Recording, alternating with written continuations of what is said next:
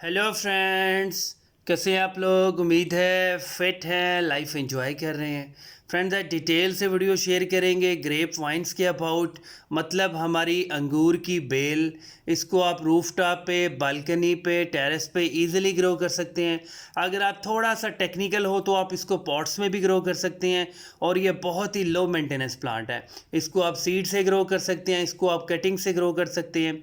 और बहुत सारी वैरायटीज़ अवेलेबल है मार्केट में। किंग रूबी है, और जो ब्लैक कलर के जिनको हम मनक्का कहते हैं वो वाले भी होते हैं, वाइट कलर के भी होते हैं जिनको हम देसी कहते हैं।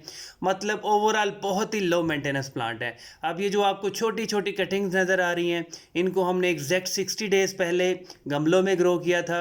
और ये ब्लैक कलर की है, मोटे मोटे अंगूर हैं जिनको हम चमनी अंगूर भी कहते हैं।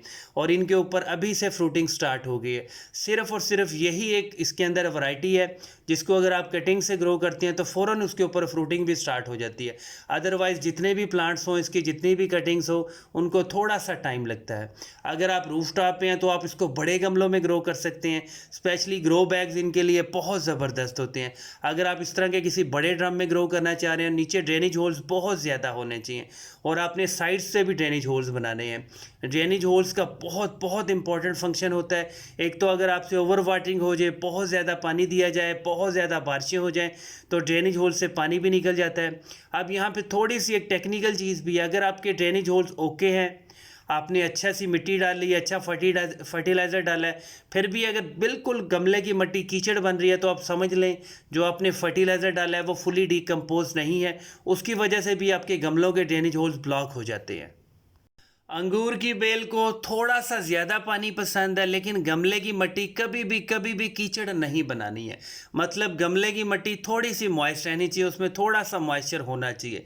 इसको फर्टिलाइज़र भी थोड़ा सा ज़्यादा पसंद है, और इसको फर्टिलाइज़र वही पसंद है जो गली सड़ी खाद हो।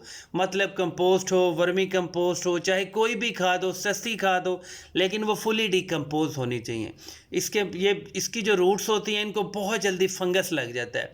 आपने बगैर किसी रीज़न के, विदाउट एनी रीज़न, जो आपके किचन में गरम मसाले के अंदर सिनानम का पाउडर होता है, मतलब दारचीनी, उसका थोड़ा सा पाउडर बनाएं, गमलों में ज़रूर दिया करें। और अगर आप इनको ग्रो बैग्स में ग्रो करें फिर बहुत ही ज़बरदस्त है। ग्रो बैग में ये एबिलिटी होती है कि वो साइड से पानी को निकाल देता है। जितना भी पानी प्लांट को चाहिए होता है रूट्स अब्जॉर्ब करती हैं, बाकी पानी साइड से निकल जाता है। और जो मिट्टी के गमले होते हैं वो बहुत ज़बरदस्त होते हैं। लेकिन अंगूर की बेल है, ये बड़े साइज़ की बेल बनती है, रूट्स भी बहुत ज़्यादा बनती है।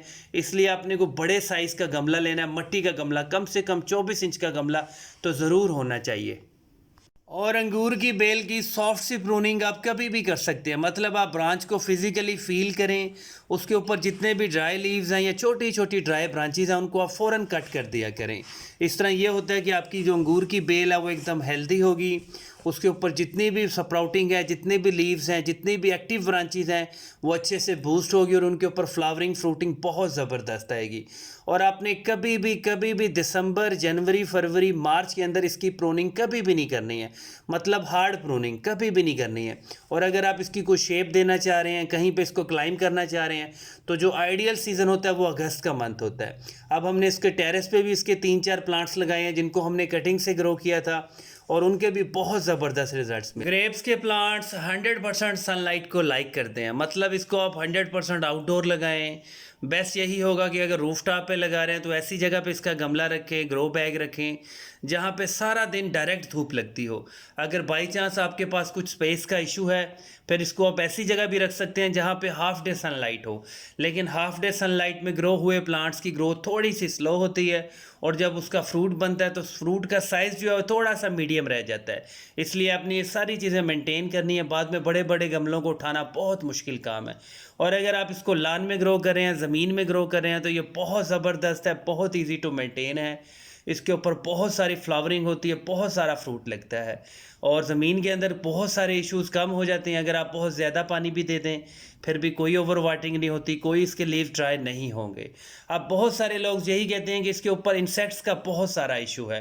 तो जो सबसे बेस्ट इसका टोटका है, बिल्कुल सादा सा टोटका है, आप इसके ऊपर नीम ऑयल का स्प्रे करें। लेकिन जब आप नीम ऑयल का स्प्रे करते हैं तो जब उसका मिक्सचर बनाते हैं, थोड़े से ड्रॉप्स मिट्टी के तेल के आप ज़रूर ऐड कर लिया करें। अच्छे से मिक्स करें, वो दूर से थोड़ा शावर किया करें।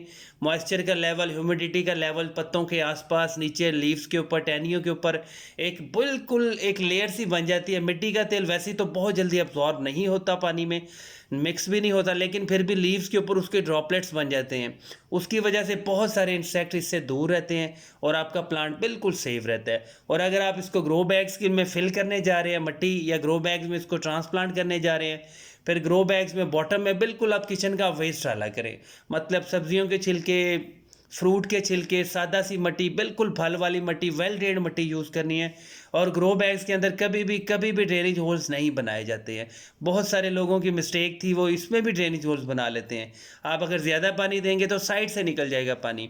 और भी बहुत सारे फ्रूटिंग प्लांट्स आप रूफ टॉप पर ग्रो कर सकते हैं। जैसे आपका लुकार्ट का प्लांट है, ऑरेंज की जितनी भी वैरायटी, आप इसको रूफ टॉप पे ग्रो कर सकते हैं। मीडियम साइज़ का ग्रो बैग हो तो बहुत ज़बरदस्त रिजल्ट मिलते हैं। फाइनली आपका 5 से 6 साल निकल जाते हैं।